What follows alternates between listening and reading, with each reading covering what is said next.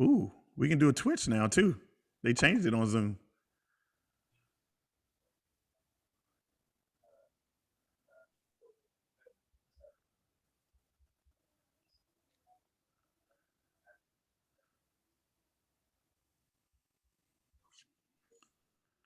Page.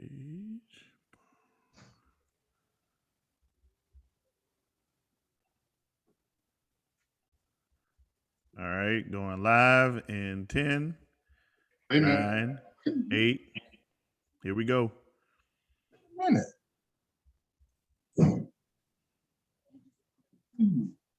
We live yet? Yep. Right now? Here we live. All right, we're right back at you with another episode of In Brotherly Love. And look, we're going to have a great show today, ladies and gentlemen. We have a fantastic guest in light of what we've been seeing on television with regard to the confirmation of Ketanji Brown Jackson.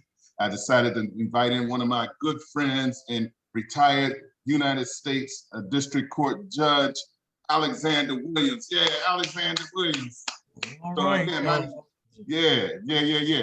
My name is Jay Wendell Gordon. I'm the Warrior Lawyer, and I'm a dad, HBCU grad from Morgan State University. I got my brothers with me, always with me, but you know, I have to shout out Morgan State University because it's the best HBCU of all times and second to none. So I'm gonna pass it to one of my brothers, but that is without contest. It is not in dispute. Okay. How you doing, ladies and gentlemen? We right back at you once again. This is Jeff Gordon. I'm a dad. I'm a father. I'm a HBCU grad. I'm a father. You said it I'm a twice. son. I'm a dad. I'm the dad and father. I'm all of that. HBCU grad from the Hampton University, the standard of excellence. And yes, indeed, we got an exciting show. I know you've seen everything on TV. We've seen I know we've all looked at these hearings, and man, we got a lot of questions because this process is not making any sense. And these gentlemen here, these are my brothers, and we got a good one for you. Jason, I'm just mad he didn't say he was the Holy Ghost. I was about to move out the way. What's going on out there, folks? I'm trying to get my lighting straight, but it's all good. This is Jason. That's the voice Gordon, the baby of the bunch. I am the youngest of these three kings right here. I am a graduate of the best HBCU in the country. We're in the top 2 and we ain't number 2. And that's home of your MVP, Madam Vice President Kamala Harris, none other than the Mecca, Howard University. I am a husband. I am a father. I'm an uncle. I'm a brother. I'm a cousin. But as more specifically, I'm a brother to these two gentlemen right here. As we've said already, we got a good one for you. Going ahead and introduce him, Jay Wendell. All right. So look, in order to talk about this Ketanji Brown Jackson thing, I had to call in the reinforcements because this wasn't something that I could do by myself. Yes, it involves the law. Yes, it involves confirmation of judges, and we all should be able to understand what goes into all of this, but sometimes we don't.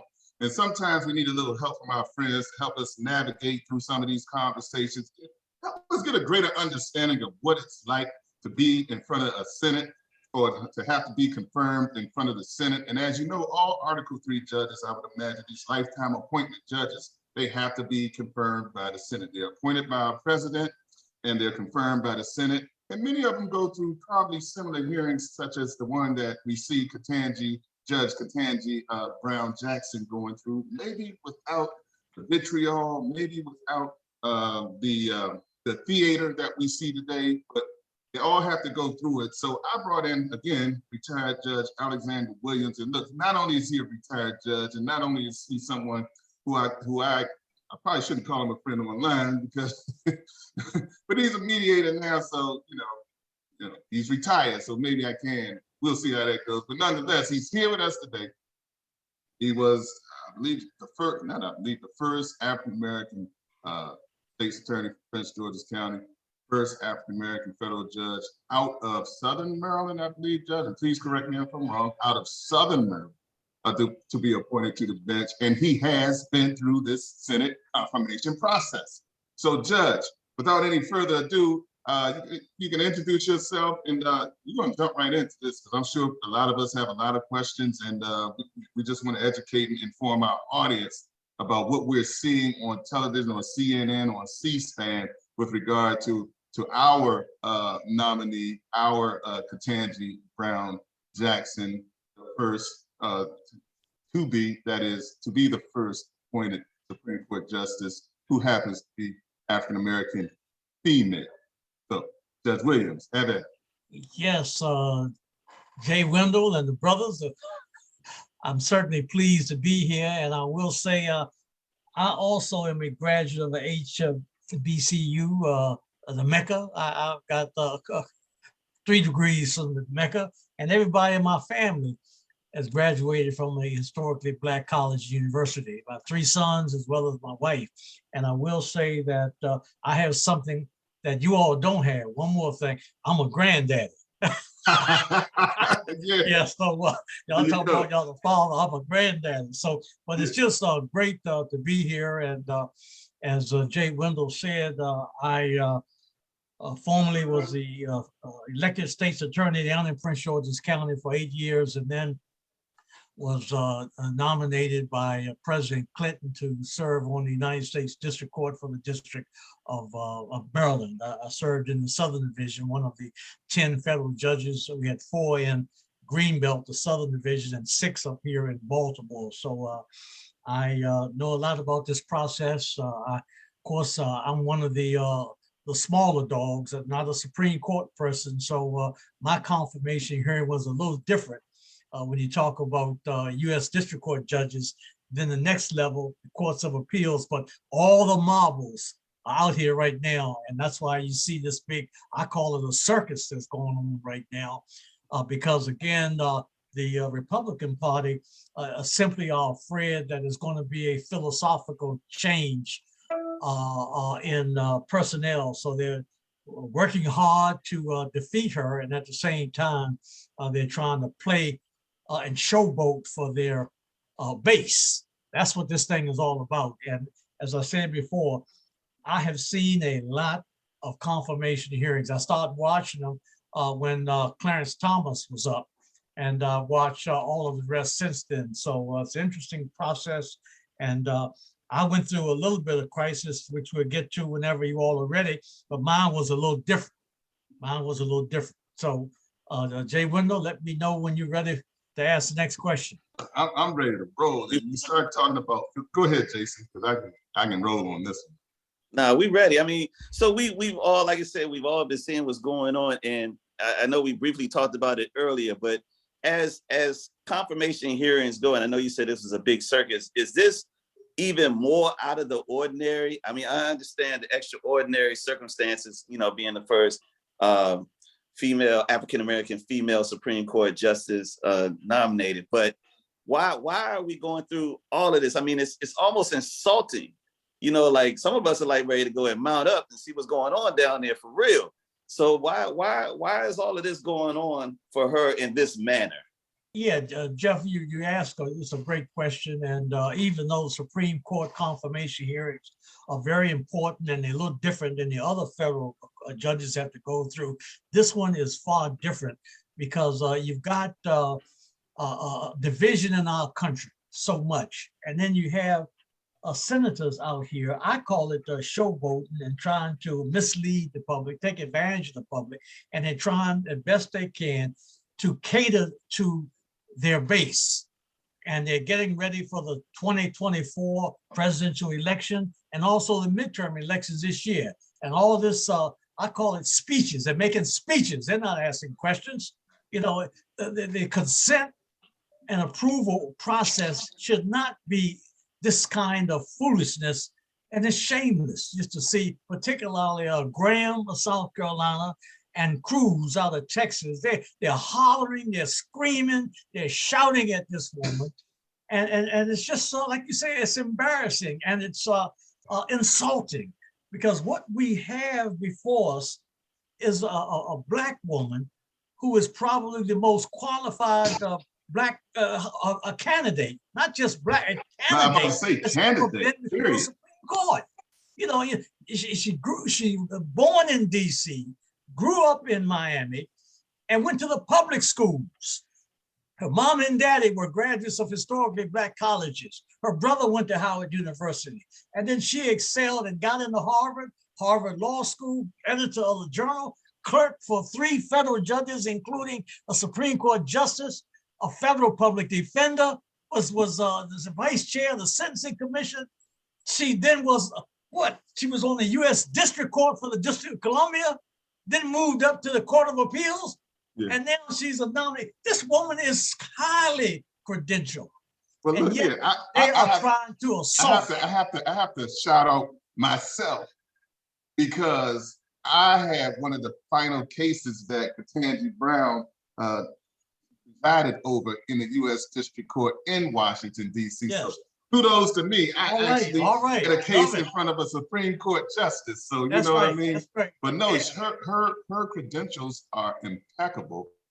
In fact, they are second to none, even as she places them against those who are currently sitting on the Supreme Court. At least 3 of them, she has credentials that kind of outmatch. When she gets on the bench, she will be a superlative. Yeah. Once she gets up there, I mean, her credentials dwarf everybody's. And not just those on the bench, but historically, has no one been that prepared. And it's just ridiculous that we have to go through this and listen to this. I'm hoping it's over now. And I don't know, I guess it's still going on, but I'm hoping it's over. And then all we're going to hear tomorrow would be the experts testifying. But just hollering and screaming and just disrespectful. Yeah, it's just disrespectful, as you said, Brother Gordon. Yeah, but we kind of knew it was going to be like this from the first day, which I call was the warm up, and the good senator who's chairing the committee told us that today was just the honeymoon, if nothing less, and that tomorrow will be worse, and he was right. The following day was going to be worse. So he already set the mood or set the tone for what was going to happen next. And so we knew there was going to be a lot of disrespect. We knew there was going to be a lot of attacks. There was going to be a lot of political theater, pandering to the base of the conservative party. Yes, yes. And we knew that there was going to be a lot of red meat that was going to be introduced into this political red meat that was going to be introduced into this process. So they claim that they're afraid of philosophical change, but that's how the Supreme Court has always survived. There's always been philosophical changes, and quite frankly, I believe we have the votes, notwithstanding whatever takes place. And that's what I wanted to ask you, Judge Williams. Don't we have the votes, even if we have to reach out to Kamala to get her on this bench? Yeah, Jay Wendell, I do believe that the Democrats are united. There's 50 of them. I believe that they're going to have all 50. And I'm hoping that there's a few Republican congressmen who at least will come to their senses and understand that they don't have anything really to stop and prevent this woman from getting a good confirmation hearing. I'm looking at the Senator Collins from up in Maine. She's always been fairly reasonable. And don't know what Grassley's going to do. Grassley, he wasn't as bad as Graham and Ted Cruz. And I'm sure, maybe he's already made his mind up, but he's always been reasonable across the years. And at some point, I hope to let you all know about my process. But we're going to get into that for sure. Yeah, but essentially, Grassley was very, very supportive of me when I came on board. So he's one of those that is fairly reasonable. But again, politics have come into play right now. And as you know, Jay Wendell, to have these senators standing up making speeches and not asking questions. You can't do that in court. You know that. Whenever I had lawyers, including Jay Wendell, that came before me, he started making speeches. I said, no speeches, ask a question, ask a question. I'm pretty sure you had to tell him that several times. You know that. Hey, so Judge, one thing I kind of wanted to piggyback on that, and the one thing that I noticed towards the end of the hearing today was that there was reference to Republicans trying to lobby to Joe Manchin. because as it stands right now, it is a divided Senate. But they're trying to lobby Joe Manchin over to their side. Another thing that I also found funny was that Lindsey Graham had no problem with confirming her to the DC Court of Appeal or to the Federal Court of Appeals, but now he seems to have all of this issue now. It almost, for lack of a better term, and just to kind of poke fun at a rumor, he seems to have his panties in a bunch right now. That's right. It's disingenuous. It is very, yes. Yeah. But what I did want to do is I wanted to show you. You mentioned her qualifications, and I actually looked up something really quick, and I wanted to pull that up so that our people who are watching can actually see how qualified Ketanji Brown Jackson is. And let me know if you all can see this. Man, we know how qualified she's. No. It's in terms of in comparison to who is sitting on the bench now. She's overqualified for the job. She's overqualified because she is the only person who checks off all boxes. That's right. Everybody else has boxes missing. But this just goes to show that right now, as Judge Williams was saying, that this is all political grandstanding. There is nobody as qualified, even those currently sitting on the bench, as qualified as she is right now. Well, it never really was about her qualifications. It was about her race. I'm just gonna be honest with you. It's about her race and her gender,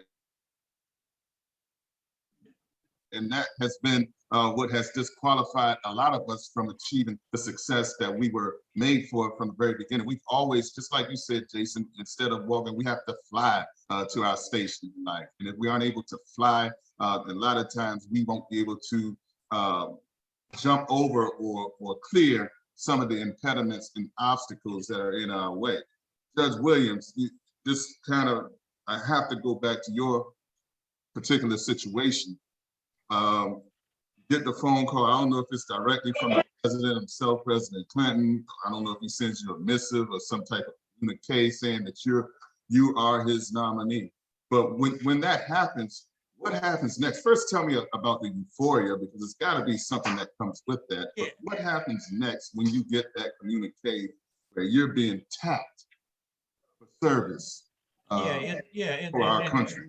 I can't think of too many more situations that I had that I was happier. And of course, the process starts a little earlier than that for a federal judge. And all these senators have different processes as to what they're going to do to recommend to the president. And in this state, Sarbanes was the senator at that time, Paul Sarbanes, and he sent around any notices of people who were interested in the seat. And as you know, Jay Wendell, 3 new seats came available in the Southern Division when they expanded the federal court to Greenbelt. And so I applied, and what Senator Sarbanes did, he sent notices to all the bar associations in Maryland asking for their opinion about me and others.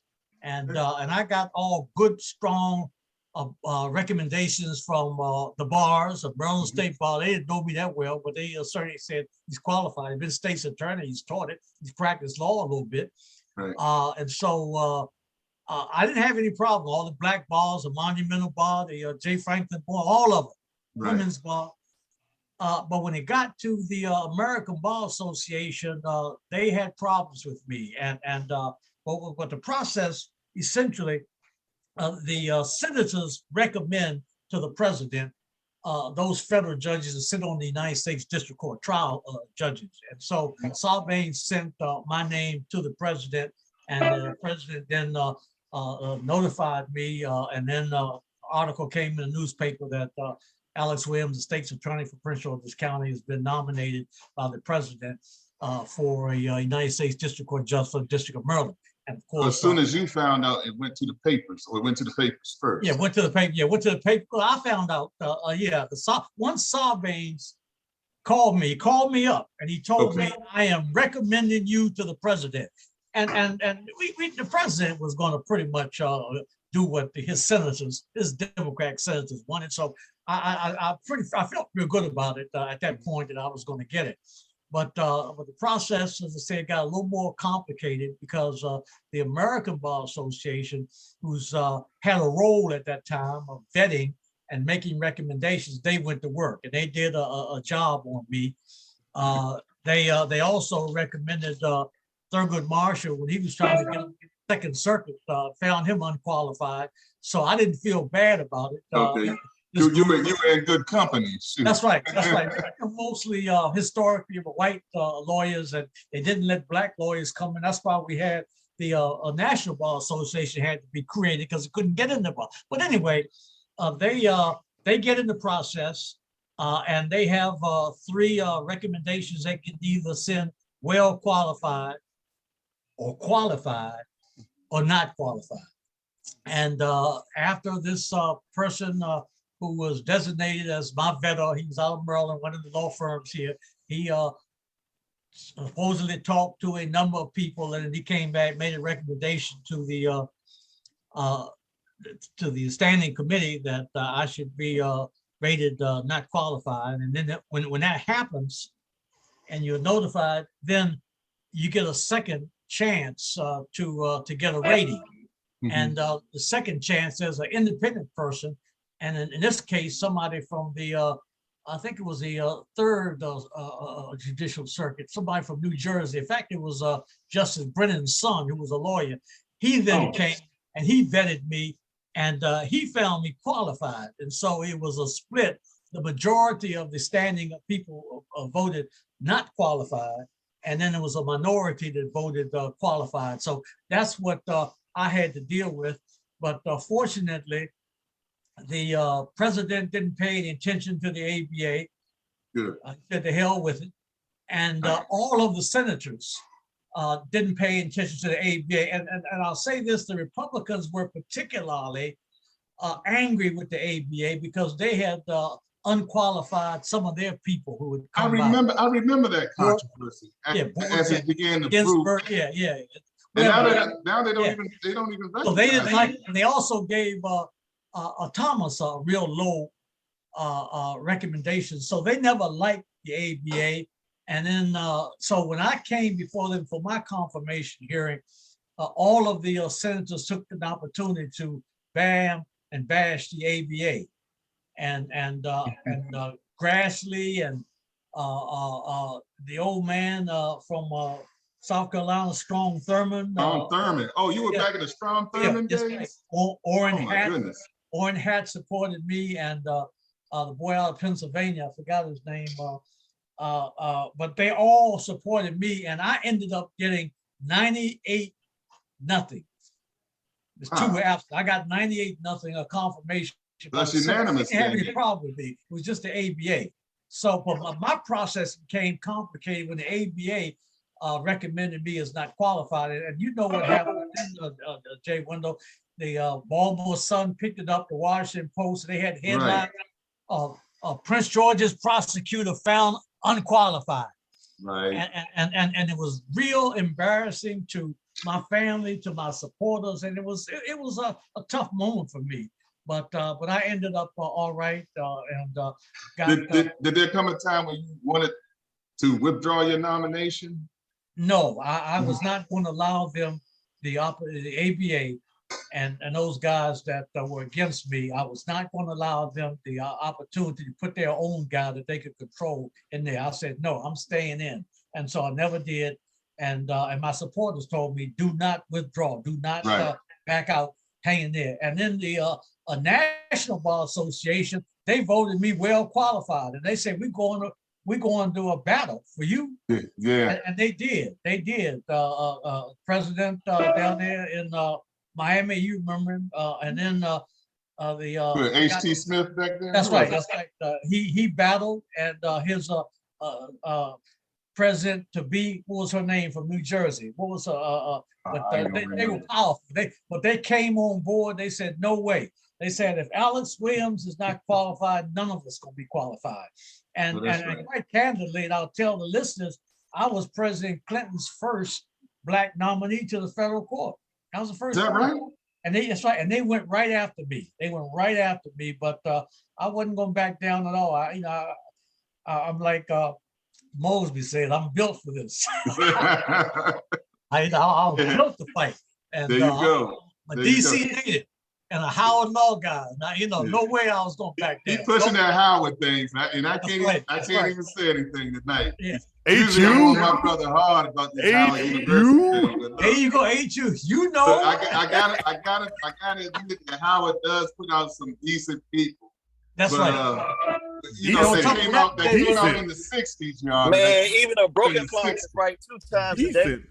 That's right. And on top of that, I would put out some decent people that came out in the 60s. That's right. What I got to say. In the 70s. Come on. Look, it's okay. And on top of that, I had about 30 of my students that I taught at Howard Law, so they packed that Senate Judiciary room. That's they right. Were standing around.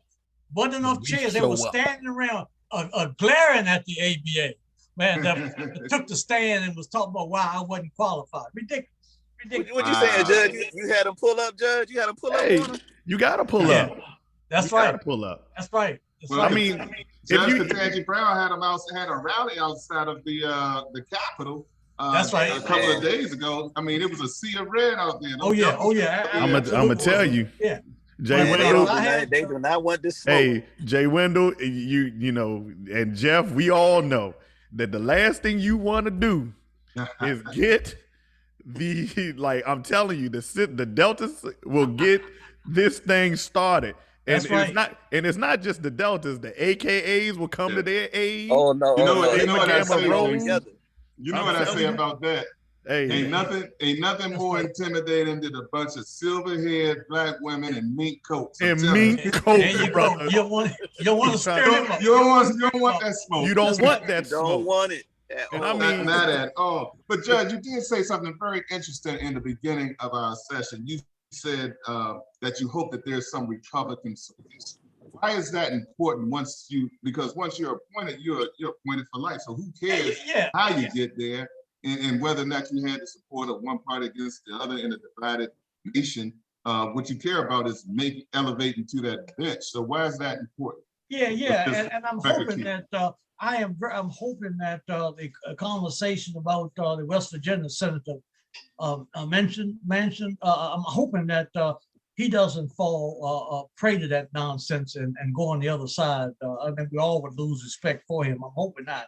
But it's important that we have a few reasonable guys, even in that party, who would look at experience and qualifications and put aside the politics and go ahead and vote her in. That's what's going on here. None of those people, when asking questions, talked about her qualifications. All they're trying to do is falsely portray her as some, advocate for release of porno people and that she's soft on things and pedophile. They're taking advantage of the ignorance of the public who don't know anything about sentencing guidelines and whatever, and they're twisting and turning. But so one thing that I did like, though, Judge Williams, is that about the sentencing guidelines, she actually walked the senators through it. Yes. And she walked them through that in her answers today with Lindsey Graham. And when she started walking Lindsey Graham through it, one thing that you notice is that these Republicans, they when you start hitting them with facts, then they start getting belligerent. Sure. And Lindsey Graham became very indignant when she started to quote what the sentencing guidelines are, how sentencing recommendations play a part in the sentencing guidelines. And like when she walked them through that, he kept trying to, he kept doing what do y'all call those, objections in the courtroom, Jay Wendell? He kept cutting her off. He kept interjecting and objecting when she started walking him through that, just to show, like, and to be honest with you, Ketanji was very well prepared for this, because I'm gonna be honest with you, the way that she kept her cool demeanor, and it's probably because she understands the stereotype that they have of black women as it already is, and she maintained a very level head, because there were point in times when I was watching it and I actually, like I told you all earlier, I had to click it off because I'm getting mad, like, dog, this don't have nothing to do with her qualifications right now. Absolutely, And absolutely. it has become, as you said, Judge, a circus. It's an embarrassment for our country to look at this display. They and their justification behind that is what happened with Brett Kavanaugh. But Brett Kavanaugh had numerous character flaws in his background that That's right. caused for them to dig into it. They can't find anything in her background. Like, they tried to attach the school that she's on the board of trustees for to where she doesn't make any any decisions as far as curriculum. And they're Yes. asking about the curriculum of kindergartners. But even then, when she was talking about being on a school, she talked about how that school came about. Like, it came about because Jewish parents and Black parents decided that they didn't That's right. mind, they wanted That's their right. kids to go to school together. So how are you going to really question that? But Judge, I got a question, because I know a lot of us sit around and we watch all this. I mean, is there some training to go through to keep your calm demeanor, or is this? I mean, is there like a lot of coaching going on? Because in my mind, I could think, I could see a couple times where she said she took that deep breath and it was like, I said what I said, and I'm not gonna say it again. So, is there some training for this? Like, how do y'all manage that? Because I'm thinking she's about ready to flip over some tables and call it, kick the microphone in somebody's head or something. Yeah, she's extraordinarily calm and humble and very able person. I think a lot of it has to do with your personality, your patience that you have, and the grace that you have. And that Kavanaugh guy, he saw how he blew his cool and he was hollering and screaming. And the same thing with Thomas. So she's totally different. And I don't know if it's so much a preparation. I think that they probably warned her and advised her that these characters were going to come and they're going to twist the facts and take some of your writings out of context and twist it and confuse people. So I'm sure she was advised of that, but she just seems like a real calm person of just held her own. And I like that composure was there. And I think that we all have to do that. I tell you, as a lawyer, excuse me, as a judge, I had a lot of lawyers that disrespected me when I was in the courtroom, and a lot of times you could have blown up, but you just try to stay calm and not go off and do what you have to do. But I've had lawyers, I've had litigants come before me during my 20 years on the bench and say things that were quite insulting, but you just have to maintain your cool and let some of that stuff go and let them know what you stand for and what have you. So those things happen. But I'm very proud. I thought that the way she handled, the attacks really accentuated her qualifications for being on the bench. Yeah, I agree. I agree. Want someone who has that type of temperament, that type of composure, that type of that grace that she demonstrated when she was under these attacks, and can pull a sentence together. I didn't hear her voice crack. I didn't hear it tremble. In fact, she was always confident in what was coming out of her mouth, and confident in the answers that she gave. So really, the ones who lost their cool and looked rather ridiculous were the ones who were trying to bring her down a peg or two, and that was those who actually challenged her with all of this excitement that was really unnecessary. Again, theater for their base, but at the end of the day, I just feel confident that I do believe she will receive a few Republican votes, because it doesn't matter, and they even said this a number of times, it doesn't matter whether or not we agree. We want to see whether or not you're going to rule, based upon the law. And she's definitely demonstrated how she handled herself against those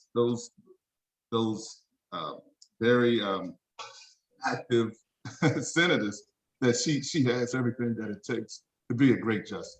Yeah, I certainly agree. I certainly agree with that. That these tactics have actually increased the admiration that people have for her. Yes. Because she's been so stern and she's so sharp the way she articulates her position and talk about the law, the Constitution, the sentencing guidelines that you mentioned.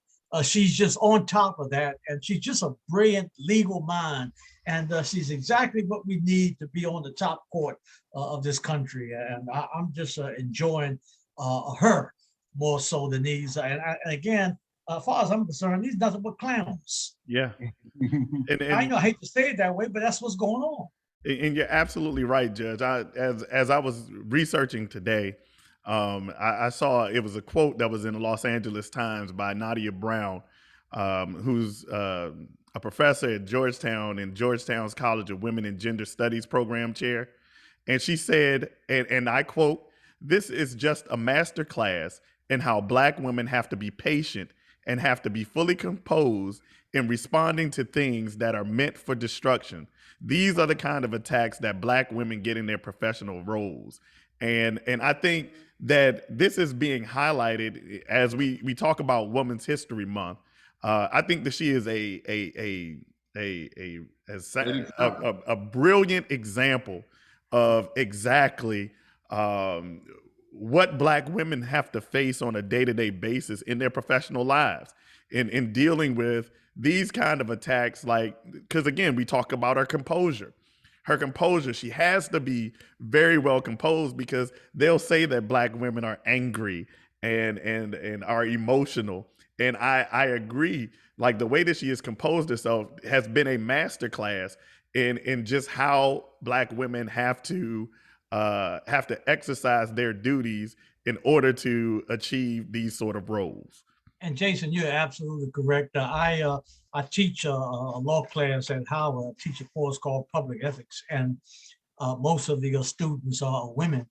And I spent half the class today talking about these hearings. And the one point that a lot of the women law students told me is that they now can set goals, and they can dream about the opportunity to have these kind of high-powered jobs at some point. And awesome. I have three. Actually, I got four granddaughters, and my wife insisted that the three granddaughters sit by the television and watch some of this and watch this powerful woman in action, because what it does, it serves as a model for what they can do. And sometimes they can start believing maybe I can be on the Supreme Court of the United States. And so this is just a historical moment, but it's a role modeling session for not just women, but men. Yes. Yeah. So this is great, man. This is great. Yes. So you've been through it. We're watching Ketanji Brown Jackson go through it. When does it end? When you take the bench, do you still receive these types of attacks from your colleagues?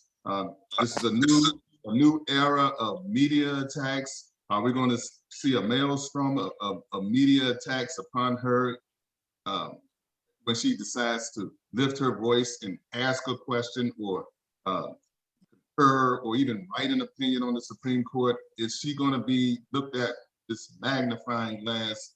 That is her opinions, her thoughts. Are they going to be overly critical of those as well? Does it ever stop? I guess it's my ultimate question. Yeah, I'm hoping not. Once you get confirmed, she's on there for life. Federal judges, we all had lifetime appointments. I went 20 years and then decided I was going to come out and work on my policy center that But but they have. So she'll have lifetime jobs, and there won't be many opportunities to hit her like that. And she's going to hold her own, and she's going to let the other justices know that I am just as well prepared and just as qualified and astute as you all are. And she's going to ask good questions. And so I don't think she'll have that type of embarrassing behavior that she had to sustain today. Now, you asked the question, Wendell, that when you get confirmed, the judges have to go through stuff. We go through some things that are embarrassing and insulting, but as I said, a lot depends on your demeanor and your character, and you got to hold a lot of it in. You just can't lose it as a judge. Just stay in control and do the best you can, and nobody can do anything to you. And the same thing with me. I can speak my mind right now. I'm not trying to get a new job. Right. I can say what the hell I want to say. I served. Let it loose. On a bench for life, and there's nothing that folk can do to me because, like I said, I am my own person. That's how it operates. Yeah. So Judge, do you think that when, as she's serving on the Supreme Court, that her less qualified constituents, are they going to feel some kind of way about her being there, or will they embrace her? Her clients. No, her peers, the other Supreme Court justices, will they feel some kind of way about her, or will they embrace her? I've never heard of anyone not embracing all. In fact, some of the justices. They do it in Prince George's County, I tell you that. Well, that's true. If you get in there without appointment, you're right. You're absolutely right. But no, it's only 9 of them. And I think that they'll all embrace her. They may have different views philosophically, but I noticed across the years that some of the conservatives were actually close friends with some of the liberals. So they know what she's going through. They know this isn't real.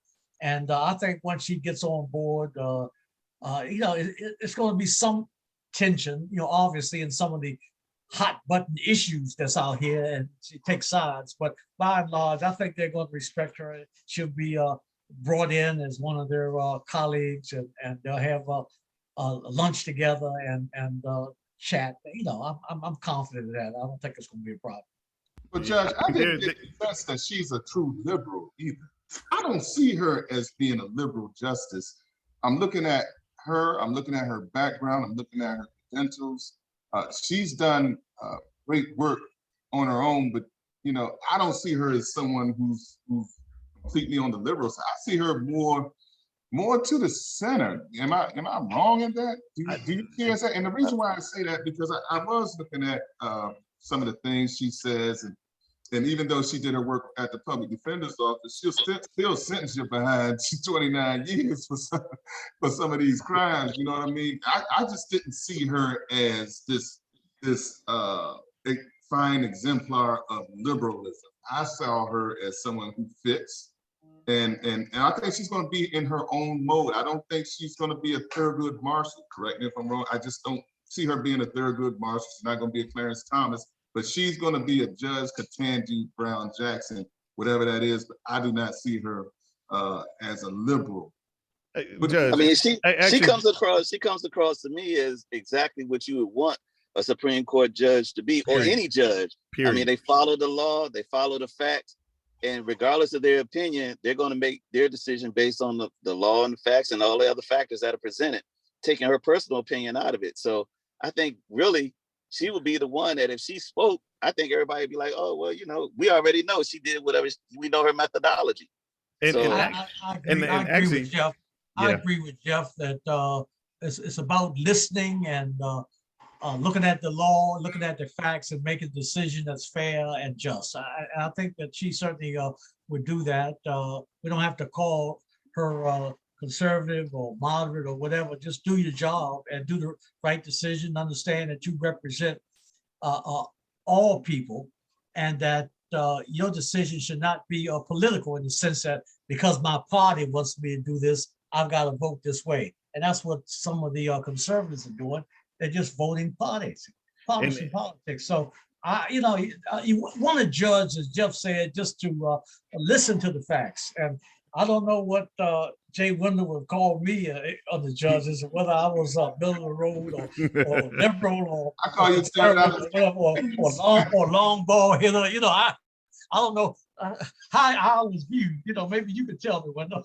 You were an excellent judge, and actually I read some of the opinions where folks would I was recently reading an opinion that dealt with a school principal who was being sued. I think they slammed some kid down on the ground or slammed him into a chair or something. You remember that case? Yeah, I remember that. I said, okay, I see what you're saying, because I understood what you said and why you said it. And see, that's all I really care about. I don't care about, well, I'm looking for a case that meets what I'm looking for. But I want to see when it's me and you, I want to see that you looked at each argument and said, this is wrong because of this.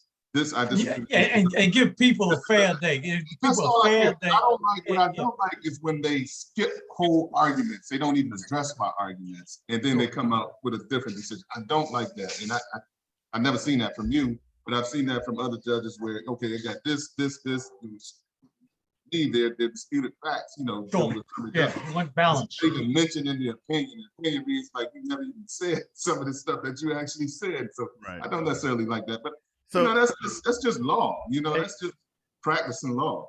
Hey, Jay Wendell, and I think even taking that into consideration, taking what Jeff has said and taking what Judge Williams has said, I agree with everybody. I think that she would be she's the proper umpire that you would want to have for your game calling balls and strikes.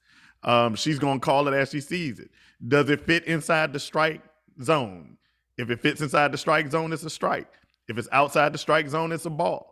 And I think that she is probably, and I think that her colleagues, even though they will accept her, I think in the back of their mind when they look at her qualifications, because indeed, if you look, even looking at that chart, she is literally the most qualified judge. Right. When Absolutely. She gets sat, she'll be the most qualified judge that is on the bench, that's looked at all of the phases of law that you would want to take into consideration when you're nominating a judge. The problem is that we've gotten in such a hyper-political place to where the recommendation of her by Joe Biden, the Democrat, who America obviously viewed as the anti-Trump because we were obviously headed in the wrong direction. But I believe that she would look at the facts and she would make her decisions based off of the facts. She would take her emotions out of it. One thing that I also liked about her confirmation when I was viewing it today, and it was a little bit of a dig, and I received it as a dig. It may not have been a dig, but when she was talking about the sentencing guidelines, and she pointed to the legislators and how the legislators are the ones who basically give the parameters for the sentencing. That's right. And like that just goes to show exactly how she's wired. They were trying to get emotional. They were trying to jar emotion out of her. And in the midst of her answering the question, and I enjoyed that part when she was like, well, it's on the legislature. Like, you want me to give them sentences outside of the guidelines that the legislature has set. This is the law. And if this is the law, this is what I am here to call. I'm here to call, I'm here to adjudicate the law. And if you have a problem with the sentencing that I gave, then you should adjust the law. And she, again, this is a master class. Oh yeah, of a confirmation, even in the midst of a clown storm. This is a master class. She demonstrates. Absolutely. And I tell you, she's just responding so brilliantly to that. She taught a class in that and walked us all through that and mentioned that the factors that they look at are something that the legislators gave us to make this. So she was on top, and they didn't like it. And that's why they kept throwing things like the race theory, critical race theory. What did that have to do with this confirmation? Not a single thing. And that's what she said. But that's when we knew that this was more about theater. This was political theater than it was confirmation. And just to address Jason's points, he said, you can look at her and tell she's the most qualified. But we live in a world where qualifications is not enough. If qualifications were enough, this wouldn't be a Senate confirmation hearing. It would be a Senate coronation. So we know that qualifications are not enough. Your politics have to be in place. I mean, that's what it seems to take these days. You have to come from good politics. And for someone to ask the judge to rule on a case and just dismiss the fact that she grew up in public school, that she is a mom, that she did attend, she went from DC to Miami, and all these things that make her who she is, that inform her decisions. For them to ask someone to divorce themselves of that, I think that's a bit much. And am I going too far with this, Judge Williams? Because I think no. Go ahead. Yeah. that you're absolutely right that she's highly qualified. She has the experience that she's pulled from different walks of life, and she's going to be an excellent judge. And I tell you, I don't have any problem with this process, what they call advice and consent, the Senate giving advice and consent. But that process should not be twisted around to give cold words and to politicize the process and to portray her in a misconstrued way. And that's what's happening here, and asking her all these questions inappropriate, about what's your view on court packing? Right. What are you talking about? Right. Well, the master at that was Donald Trump anyway. Yeah, that's right. He packed the court tighter than a can of sardines. He did it.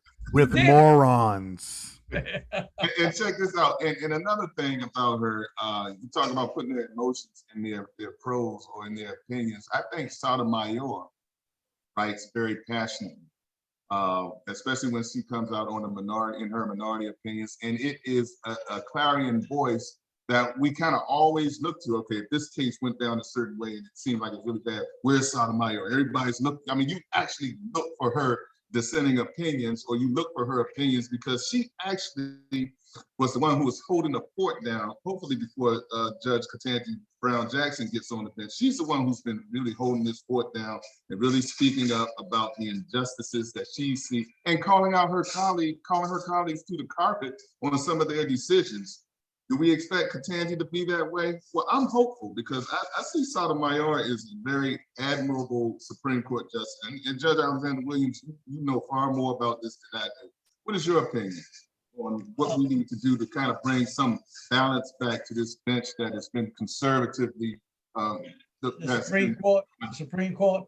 Well, of course, the bottom line is that you have to get control of the White House and the Senate, to get really what you want. We've got important elections coming up, and everybody around the country has to register and sign up and vote. You want to make sure you don't lose your 50 senators that you have. In fact, you want to increase that so you won't have these kind of problems with the senator from West Virginia and the senator from Arizona that will change colors on you and start voting a different way. And this is why I'm really hoping that a few reasonable Republicans will come over and vote, and then she, of course, will respect that, and she'll have more of a interest in being overly fair and not doing anything that's partisan in that fashion. So it's just important that we have more than just Democrats from that standpoint. That's going to be hard. It's going to be hard because this country is just divided, terribly divided. And the divisions in this country is just almost sickening right now. Yeah. And that's why Congress can't get anything done. So we're hoping that we get through this thing and she's confirmed, and we have some sensible Republicans that believe that they have heard nothing that would defeat her confirmation hearing. And but she'll get on and she'll get over this ordeal. It's tough, but she's holding her own. Definitely holding her own. And again, this Republican support, I'm not going to hold my breath about it, because one thing about